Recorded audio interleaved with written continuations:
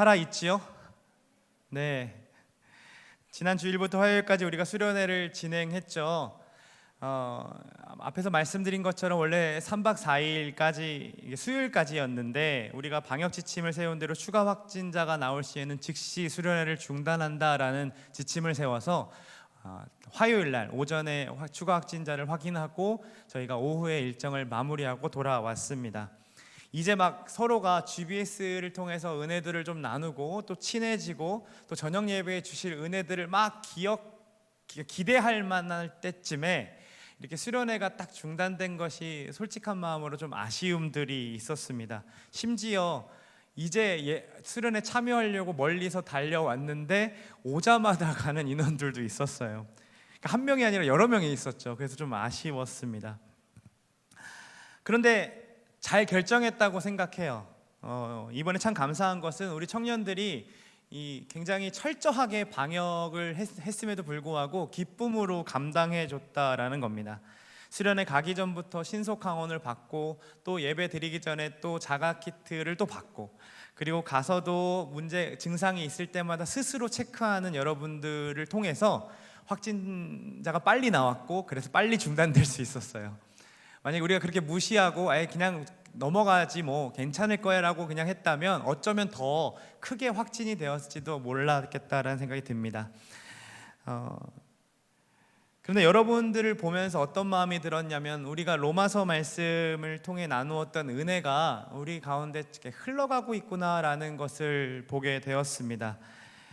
그래서 아쉽지만 저녁 예배를 못 드리고 그래서 그냥 온 것이 너무나도 아쉽지만 괜찮더라고요. 그리고 깨달았어요. 우리가 원래 수련회 그러면 마지막 날 집회 또 셀러브레이션 뭐 이런 것들로 기대하면서 준비하고 그리고 소망하는데 사실 은혜를 주시는 방편은 꼭 그것만이 아니구나라는 사실을 깨달았습니다.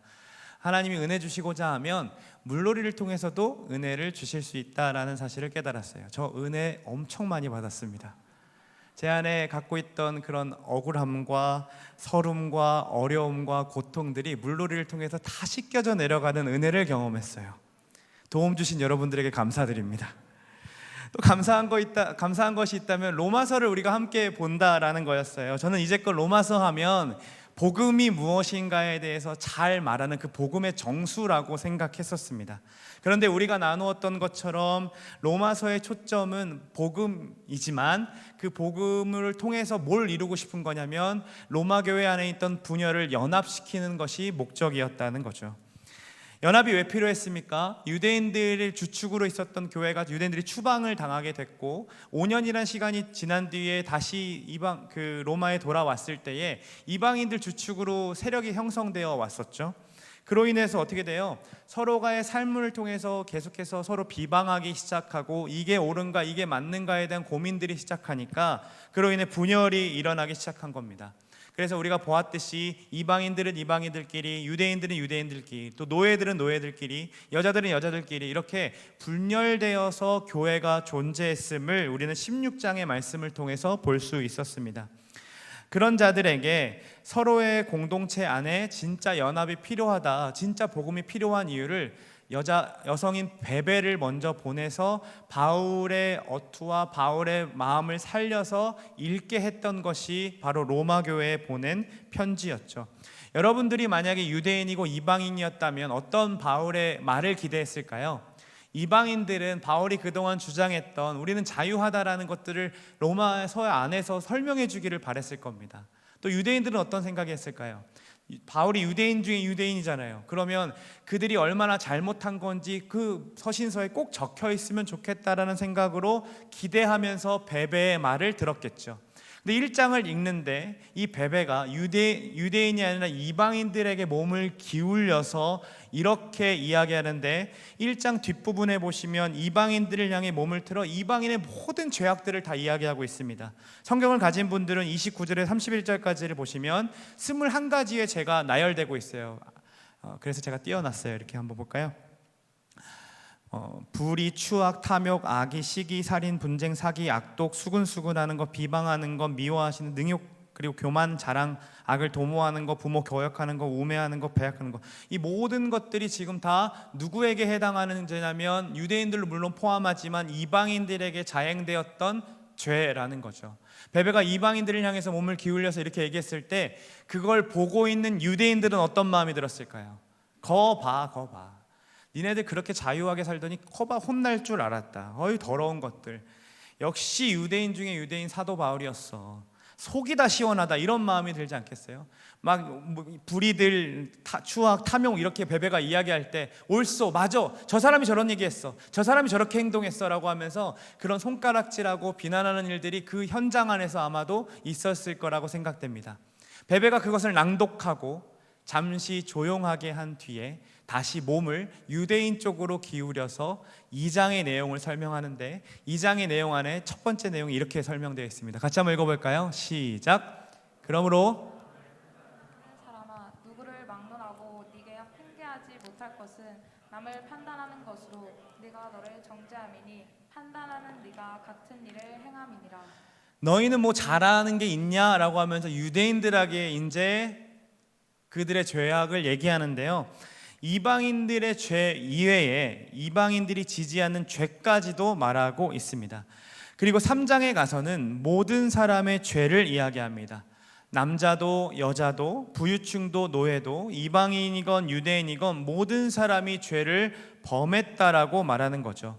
죄를 범해서 어떻게 되었다라고 합니까? 하나님의 영광에 이르지 못했다라고 하는 것이 바로 3장 23절에 나옵니다. 이것이 인간의 결론이었어요.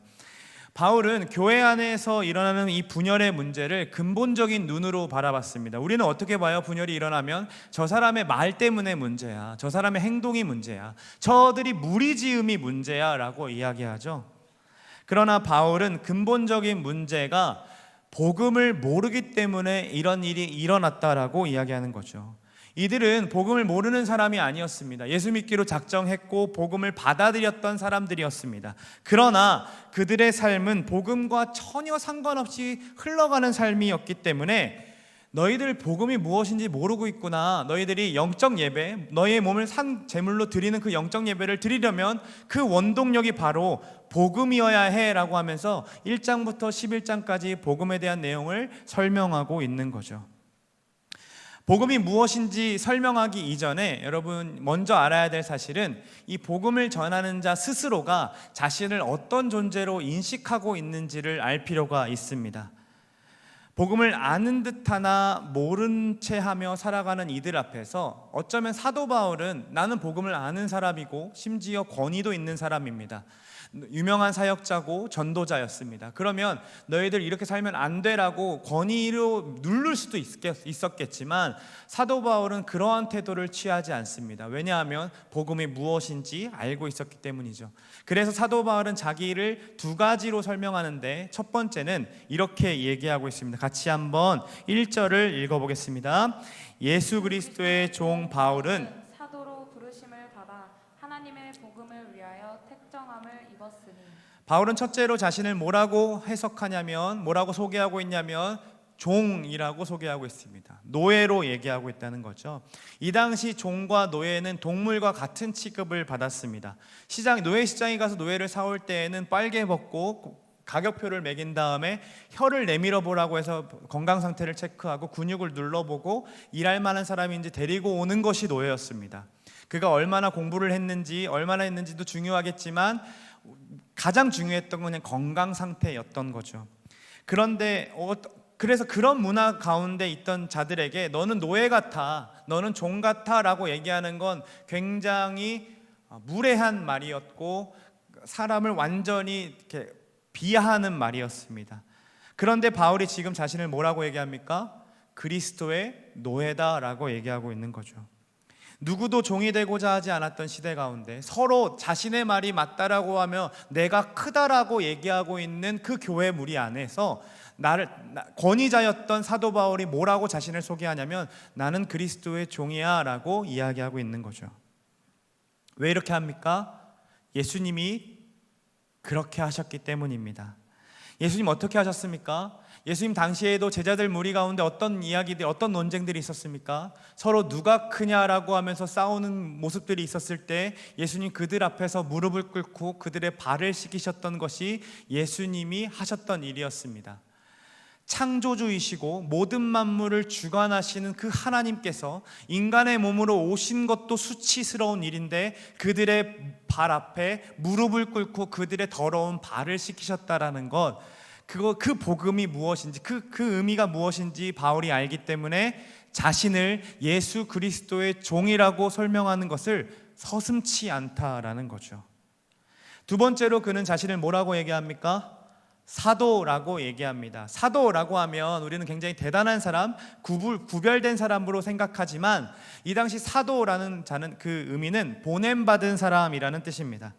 이 보냄받았다라는 것은 자신에게 권한이 없다라는 의미를 담고 있죠. 이 말을 하려면, 내가 보냄받은 사람이에요 라고 말을 하려면, 누가 보냈는데, 너 누구에게 오는 건데, 너 뭐 때문에 보냈는데, 이 얘기가 다 담겨져 있어야 했습니다. 그렇죠? 그래서 자신을 사도라고 소개하면서 내가 왜 왔는지, 내가 누구에게로 왔는지, 내가 무엇을 위해 왔는지를 설명하고 있는 거죠. 우리가 복음을 알매도 직장에서, 학교에서, 그리고 가정에서 복음대로 살지 못하는 이유는 누가 우리를 그곳에 보내셨는지, 누구에게 또 보내졌는지, 또 왜 보냈는지를 모르고 있기 때문입니다. 여러분, 그 직장에 왜 다니고 있습니까? 여러분은 왜 그 일을 하고 싶어 합니까? 여러분, 왜 그 전공을 지금 공부하고 있습니까? 그 이유를 알려면 보낸 분에게 가서 물어봐야겠죠. 누가 보냈습니까? 예수님이 여러분들을 그 직장에, 그 학교에, 그 가정에 보내셨습니다. 그렇다면 누구에게 가서 그 답을 찾아야 됩니까? 예수님에게 가서 찾아야 되는 것이 당연한 거잖아요. 그런데 우리가 묻지 않는 겁니다. 어딜 가서 찾아요? 유튜브를 통해서 찾는 거죠. 나보다 먼저 그 일을 했던 사람들의 어떤 행적들을 보고 나도 그렇게 살 것이라고 생각하며 그것대로 살면 똑같은 패턴으로 나도 부자가 될 것이라고 생각하는 것이 지금 세상에 따라가는 일들입니다. 돈에게서 찾고 명예에서 찾습니다. 그러니까 당연히 쉼을, 행복을 누릴 수가 없는 거죠. 왜요? 우리 삶의 목적은 오직 예수님에게서 찾아야만이 답을 얻을 수 있기 때문인 거죠. 바울은 하나님에 대해서 엄청나게 공부했던 사람입니다. 그 당시 유명했던 가말리엘 문화에서 정말로 모든 것들을 다 감당하고 얼마나 열심히 있었는지 우린 다 압니다. 예수 믿는 사람을 죽이려고 했지요. 그런데 그가 알고 있는 하나님의 지식을 그는 예수님이 없는 하나님의 지식이었습니다.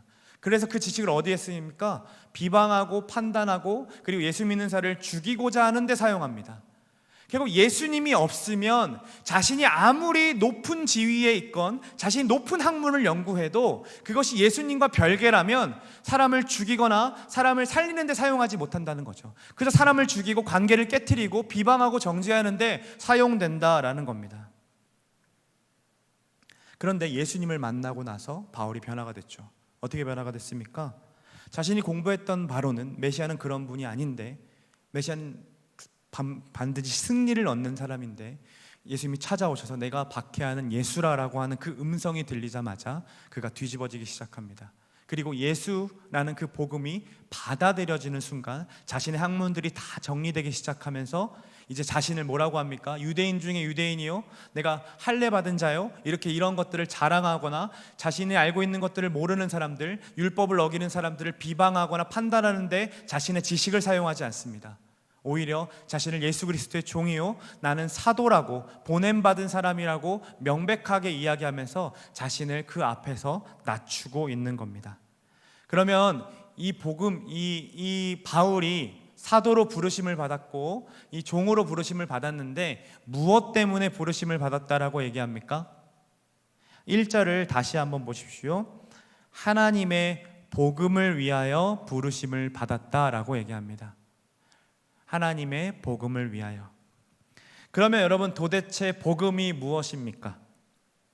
2절과 4절에서 찾을 수 있습니다. 복음이 무엇입니까? 이 복음은 하나님이 선지자를 통하여 그 아들에 관하여 쭉 얘기하지만 이거는 관계절로 다 묶여져 있는 거잖아요. 그래서 주어와 마지막에 사용하는 명사만 사용한다면 복음이 뭡니까? 예수님입니다. 이 모든 것들이 다 중요하지 않다라는 게 아니죠. 그 예수님을 설명하는 내용들인데 결국 바울이 말하고 싶었던 복음은 예수님이라고 이야기하고 있는 겁니다. 여러분, 예수님 외에 다른 복음은 없습니다. 좋은 차 타고 좋은 집에 사는 것, 그거 복음 아닙니다. 좋은 직장에 들어가고 유명한 사람이 되고 누군가에게 인정받을 만큼 그 자리에서 성공하는 것, 그거 복음 아니라는 겁니다. 예수님과 상관없다면 그거 복음 아니라는 거예요. 복음은 예수님입니다. 그러므로 예수님이 누구신지, 그리고 그가 우리에게 무엇을 행하셨는지를 알아야 하고 그것이 내 삶에서 드러나야만 내가 가지고 있는 달란트가 복음대로 사용받을 수 있습니다. 내가 가진 달란트를 사용하면서 내가 가진 직장에서 예수님이 누구시고 예수님이 나에게 행하신 일이 무엇인지가 드러나야만이 그것이 진짜로 부르심 받은 대로 살아갈 수 있는 것이지, 그것과 상관이 없다면 아무리 목사일을 하더라도 복음과 상관없이 할 수 있다라는 겁니다. 자기의 이익을 구하고 내가 이 자리에서 설교하는 것을 통하여서 내가 얼마나 돈을 좀 벌고 그 돈을 버는 것으로 내 가정 잘 먹고 잘 사는 것에만 매달려 있다면 나는 그런 복음을 전하는 자가 아니라 그냥 일반 회사원과 별반 다를 바가 없다라는 거죠. 어느 누구에도 기쁜 소식이 될 수 없습니다. 내가 목사가 되는 것, 여러분들 직장에 잘 들어간 것, 그것이 예수님과 상관없으면 여러분에게만 기쁜 소식이지 우리 모두에게는 기쁜 소식이 될 수 없습니다. 왜 그렇습니까? 예수님과 관련이 없기 때문에 그렇습니다. 그러면 왜 예수님이 기쁜 소식이 될 수 있을까요? 그분을 기뻐할 수 없다라는 것, 그분을 기뻐하지 못한다라는 것은 우리의 결과가 어디에 처해 있었는지를 잘 모르기 때문입니다. 아까 인간의 결론이 뭐라고 했습니까? 23절에 하나님의 영광에 이르지 못했다라고 합니다. 모든 사람에게 죄가 임해서 하나님의 영광에 들어가지 못하는 것이 인간이 처하는 결론이었습니다. 이방인이든 율법을 고수하고 율법을 지키려고 했던 경건한 유대인이든 모든 사람이 다 죄를 범하였기 때문에 하나님의 영광, 그 나라에 들어갈 수 없다라는 것이 인간의 결론이고, 그것이 굉장히 나쁜 소식이었습니다.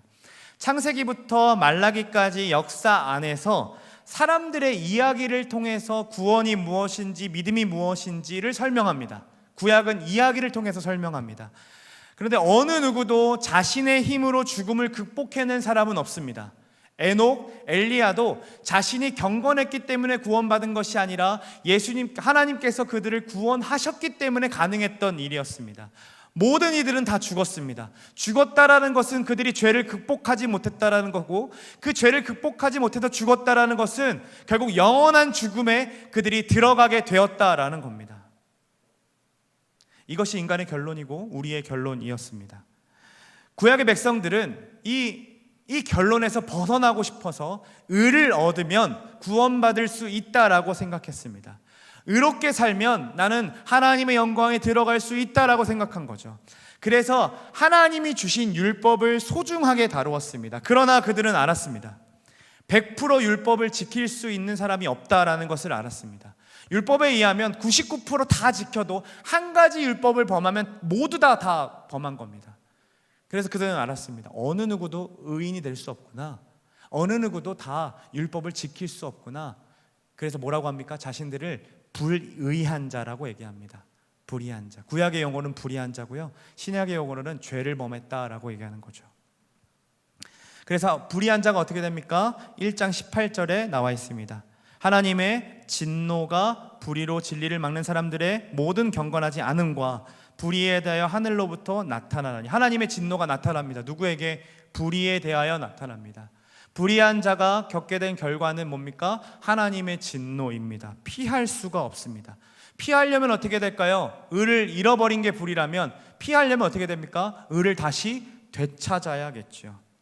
그런데 그 의를 못 얻습니다. 왜요? 죄 때문에 그렇습니다. 불의하기 때문에 그런 거죠. 죄가 뭡니까 여러분? 시기하고 질투하고 음란하고 뭐 이런 겁니까? 아닙니다. 그거는 죄의 열매들입니다. 죄가 우리 안에 있기 때문에 나타나는 열매들인 거죠. 1장 21절에 죄의 본질이 무엇인지를 나타내주고 있습니다. 같이 말씀을 읽어보겠습니다. 하나님을 알되 하나님을 영화롭게도 아니하며 감사하지도 아니하고 오히려 그의 생각이 허망하여지며 미련한 마음이 어두워졌나니. 이것을 쉬운 말로 하면 뭡니까? 하나님을 하나님 되심을 인정하지 않는 겁니다. 내 안에서 하나님이 하나님 되심을 인정하지 않는 것. 더 쉬운 말로 내가 그냥 하나님이야, 내가 주인이야, 내 삶의 주인은 나야 라고 얘기하는 것이 죄의 본질입니다. 하나님 감섭하지 마세요. 내 시간은 그냥 주일 한 번으로 족합니다.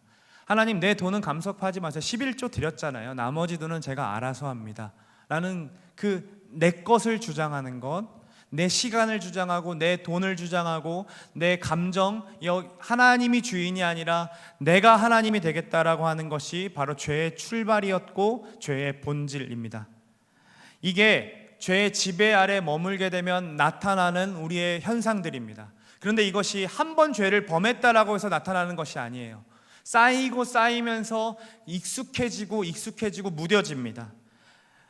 회개하기도 하고 돌이켜지기도 했던 적도 있었지만 이제는 그게 무슨 의미가 있겠어, 어차피 또 죄 지을 텐데 라고 하며 회개를 하는 것조차 멈춰지고 말씀을 듣는 것조차 굳어집니다. 마음의 굳어짐이 더 심해져서 이제는 말씀이 들어가지 않는 상태가 되는 것이 바로 죄의 지배 아래 머물러지게 되는 상태입니다.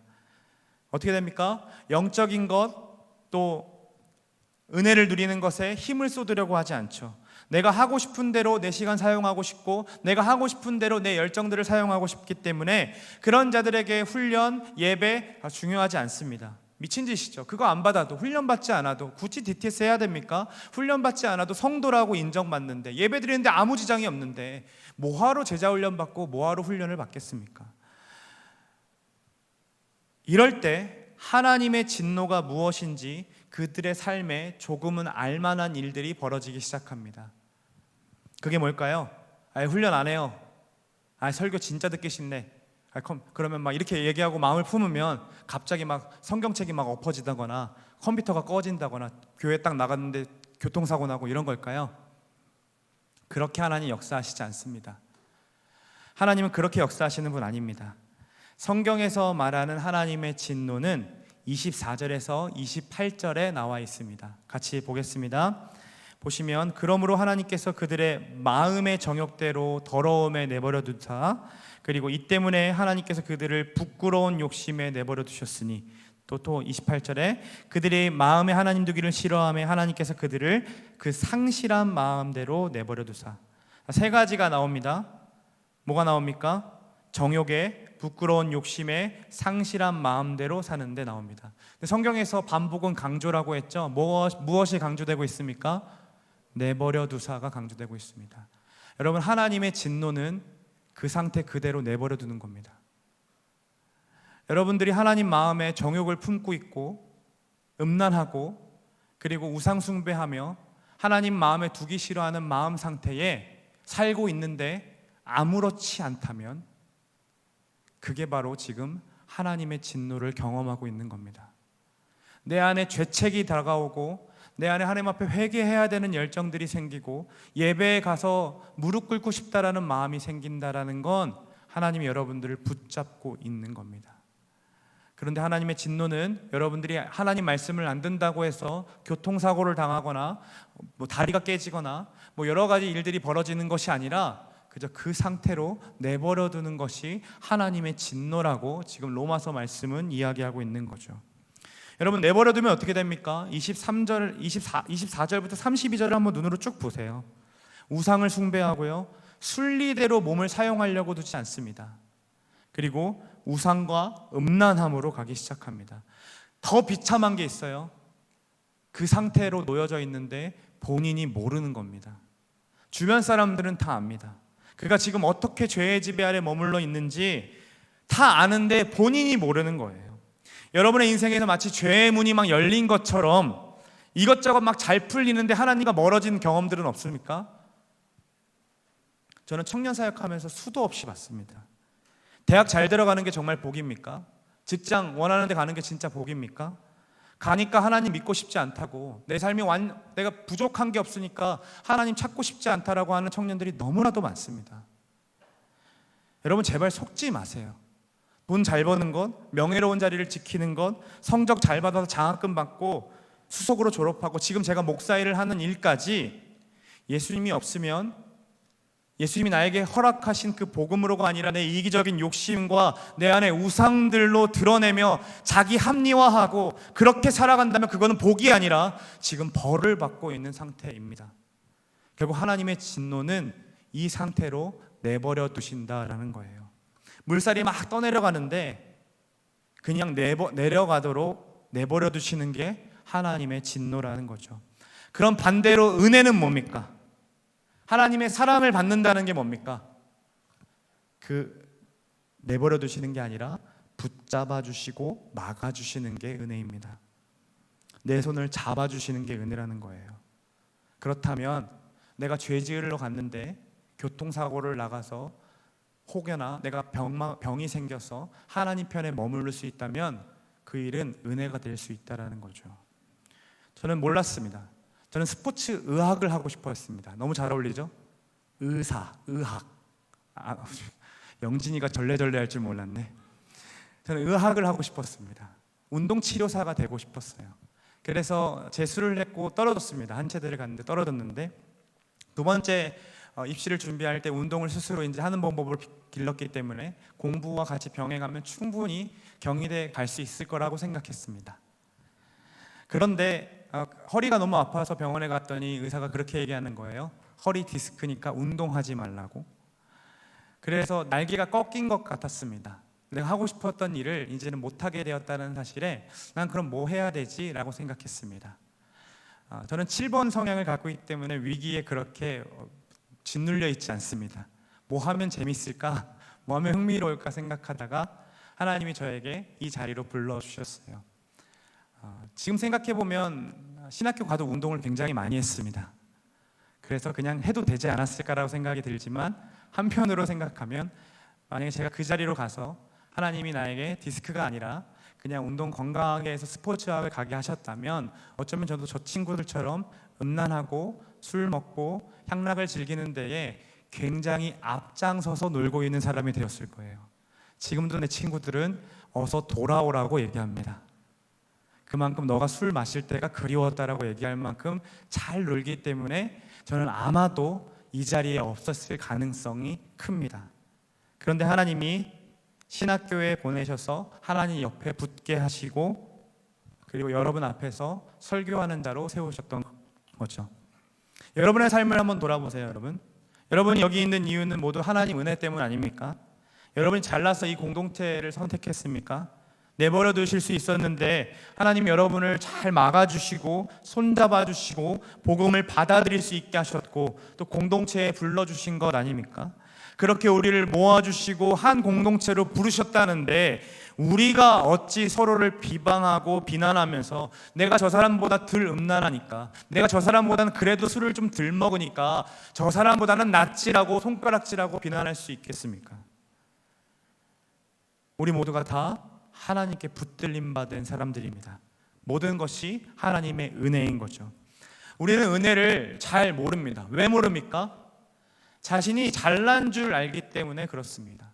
내가 지금 이 위치에 있는 것이 자신의 힘으로 된 것이라고 생각하는 거죠. 내가 복음을 설교한다 그러면 나 복음 좀 알아.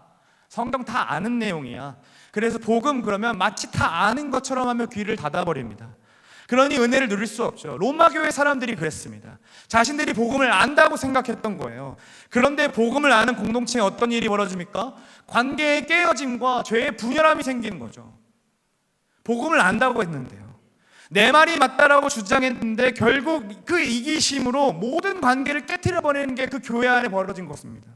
그래서 그 은혜를 알게 하기 위해서 사도 바울이 유대인의 죄, 이방인의 죄, 그리고 모든 사람의 죄를 이야기하면서 너희들이 어느 위치에 있는지를 제대로 한번 봐라 하며 1장, 2장, 3장의 죄에 대한 이야기들을 하는 겁니다. 하나님의 진노를 피할 수 있는 사람 없습니다. 모두 다 죄인이고 모두 그냥 끝난 막장 인생입니다. 막 이렇게 설교했던 겁니다. 어떻게 들었을까요? 내가 유대인의 말처럼 죄인이었다고? 아니 내가 저 이방인들과 같은 죄인이라고? 저 사람은 불의한데, 저 사람 율법도 안 지키는데 저 사람과 내가 똑같다고? 저 노예와 내가 똑같다고? 저 여자와 내가 똑같다고? 이러한 일들이 충격적으로 다가왔을 겁니다. 그럼 도대체 뭘로 의를 얻을 수 있는가? 율법이 아니라면 도대체 무엇으로 의롭게 될 수 있는가? 이렇게 생각하며 편지를 듣고 있는 자들에게 베베를 통해 바울은 이렇게 복음을 선포합니다. 3장 21절입니다. 같이 한번 읽어볼까요? 그러나 이제는 율법 외에 하나님의 한 의가 나타났으니 율법과 선지자들에게 증거를 받은 것이라. 헬라어 성경의 그 앞에는 그러나라가 들어갑니다.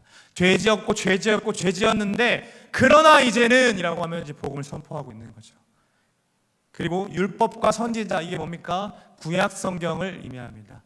율법 외에 의를 얻을 수 있는 방법이 구약 성경의 증거로 나타나졌어 라고 얘기하는 거죠. 그러면서 그 방법이 뭔데? 라고 얘기하니까 22절에 이렇게 설명합니다. 한 번 더 있습니다. 곧 예수 그리스도를 믿음으로 말미암아 모든 믿는 자에게 미치는 하나님의 의니 차별이 없느니라. 의를 얻는 방법이 뭐라고 설명하고 있습니까? 믿음이라고 얘기하고 있습니다. 유대인들은 인정하지 않았을 거예요. 율법만이 의롭게 될 수 있다라고 생각했던 거죠. 믿음으로 된다는 건 너무 쉬운 일인 거잖아요. 그래서 바울이 4장에 가서 아브라함 얘기를 하는 겁니다. 왜냐하면 율법이 수여되기 이전에, 모세 이전에 태어났던 한 사람이 의롭게 된 사실을 증명해 준다면 자기가 지금 말하고 있는 율법 외에 하나님의 한 의가 나타나서 우리가 의롭게 되었다는 것을 설명할 수 있으니까요. 그래서 아브라함 얘기를 하는 겁니다.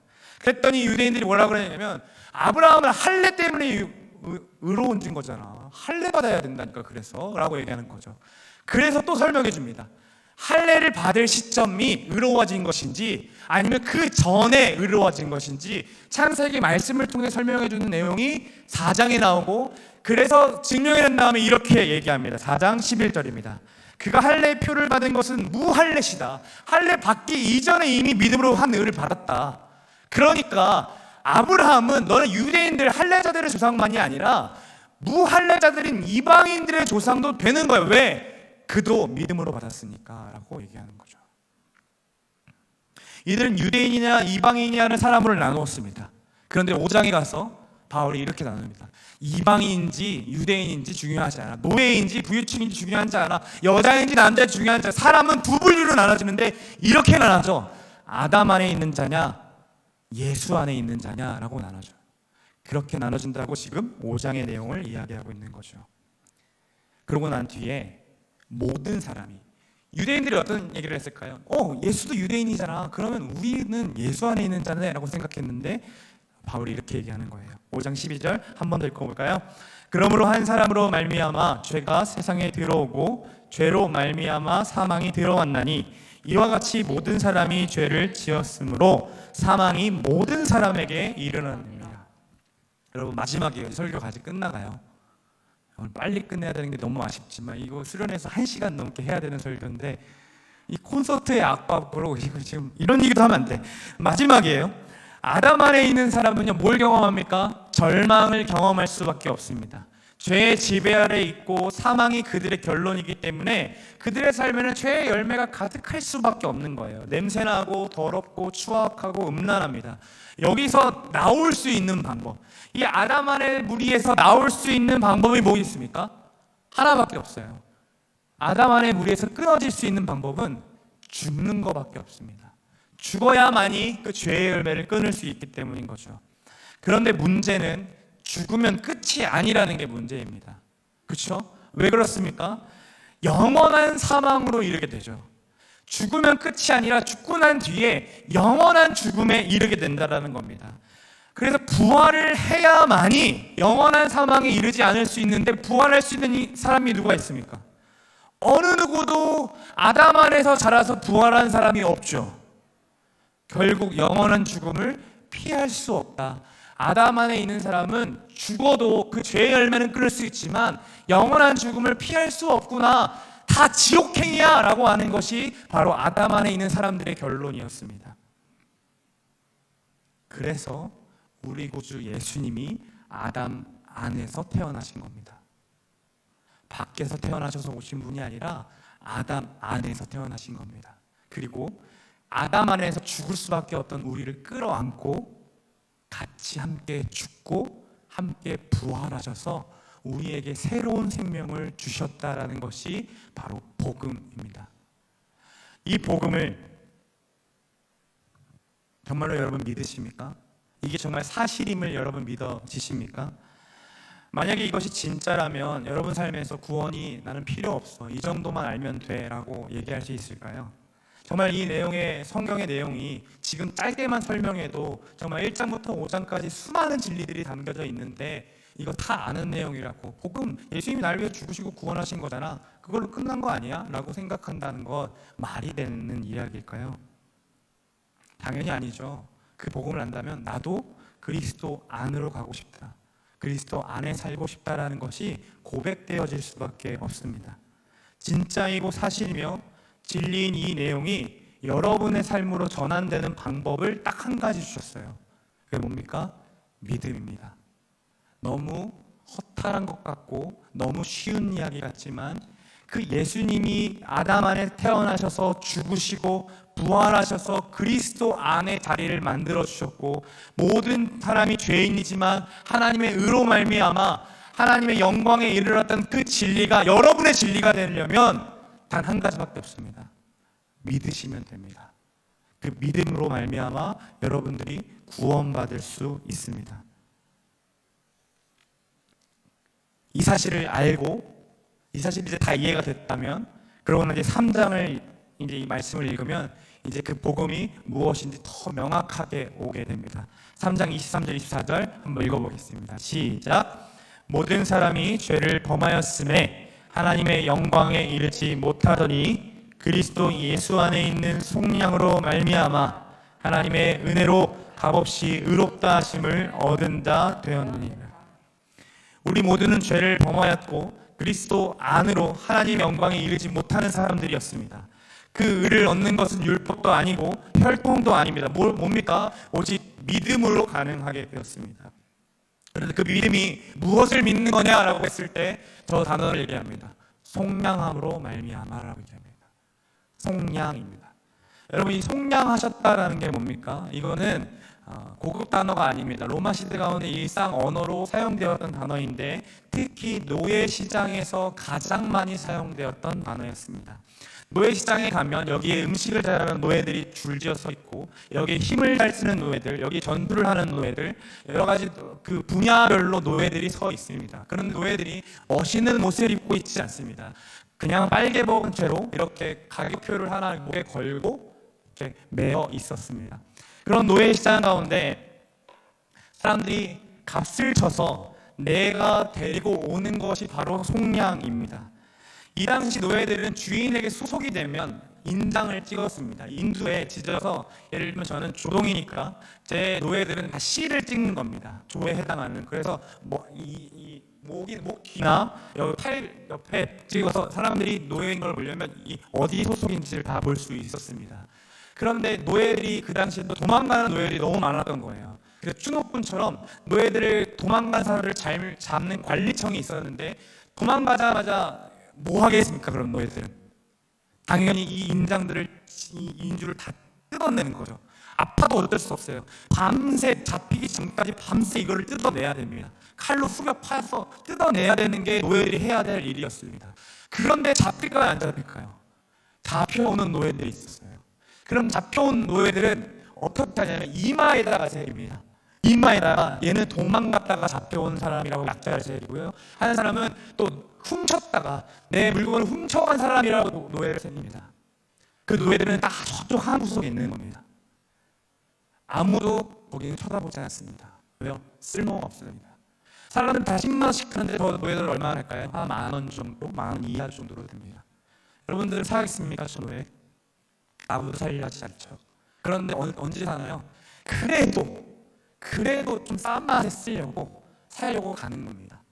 그런 사람들이 있으니까 노예를 죽여야 되는 게 마땅한데, 도망갔다 잡혀오면 죽여야 되는 게 마땅한데 당근에 내놓는 거죠, 노예 시장에. 그랬더니 아무도 살려고 하지 않으니까 이 사람들은 어떻게 합니까? 자기를 좀 사달라고 어필합니다. 왜요? 팔리지 않으면 죽은 목숨이기 때문에. 그래서 자기를 좀 사달라고 계속해서 어필하는 거죠. 여러분, 이게 우리의 모습처럼 보이지 않습니까? 자기 자신을 계속해서 상품화하고 계속해서 드러내려고 하고 내 가치를 인정받고 싶어하는 마음들. 그래서 이 사람에게 기대고 이 학교 가지고 자기 말하고 이 직장에 다닌다고 세우고 이런 것들이 교회 안에 있지 않습니까? 어느 누구도 우리를 사고 싶어 하지 않습니다. 여러분들이 그 노예라고 생각해 보세요. 목에 걸고 있습니다. 계속해서 어필하는데 아무도 나를 쳐다보지 않아요. 오히려 침을 뱉어요. 더러운 것들. 도망가다가 잡혔어. 저것들은 죽어야 마땅하지. 절대 하지 마. 갚아야 돼. 하면서 계속해서 우리의 손가락질한다고 생각해 보세요. 우리의 이마에는 벌써 주인을 버리고 갔다. 얘는 훔쳐서 도망갔다. 그런 이야기들이 펼쳐져 있습니다. 그때 한 분이 지나갑니다.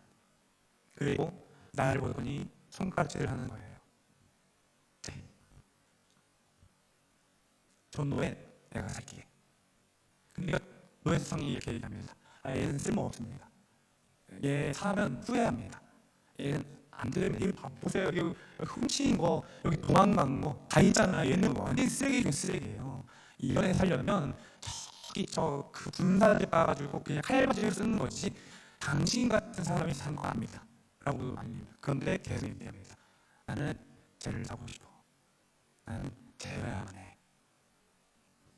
그리고 가격표가 분명히 2만 원이라고 적혀져 있는데 더 싸게 할까요? 1,000원이라고 적혀져 있는데 말도 안 되는 가격을 내놓는 거예요. 이 가격으로 사고 싶다고. 됐다고. 이렇게 하면 당신 욕먹는다고. 나도 욕먹고 당신도 욕먹고 그냥 하면 된다고. 그냥 얘 5,000원을 줄 테니까 데려가라고. 그런데 계속 아니라고. 얘는 이 값어치라고 하면서 이 값어치를 주는 거죠. 여러분, 세상과 살은요 여러분들을 향해서 그렇게 값어치를 느꼈습니다. 계속해서 여러분들 낮은 가격으로 매기고 이 정도 더 올리려면 그 정도 그 배견내려면 너 이거 수혜 가져가야 되고 저거 해야 되고 또 이 식당에 들어가야 되고 이 공부도 해야 되고 계속해서 거기에 여러분들을 옥죄게 만들 겁니다. 그래도 가격이 오르지 않아요. 아무도 나를 살아주지 않아요. 그래서 낙심하고 그냥 풀이 죽어서 앉아있는데 예수님이라는 분이 오셔서 여러분들 가르치는 거예요. 나는 쟤가 좋아. 나는 쟤를 살고 싶어. 그리고 상상도 못할 금액을 우리의 값어치로 지불하세요.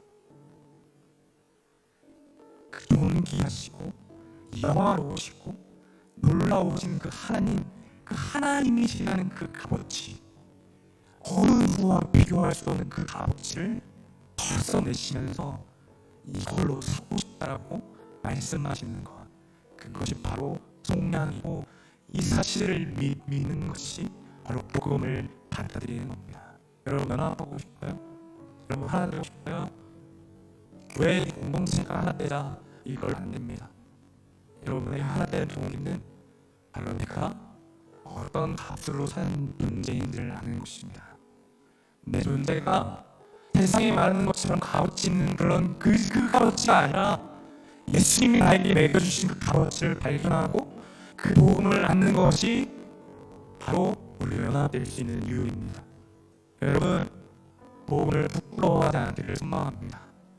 여러분을 살리신 그 복음으로 하루하루 살아가시기를 소망합니다. 그 복음으로 여러분 삶 가운데 블레싱하십시오. 블레싱 보여줍시다. 자격 없는 왕,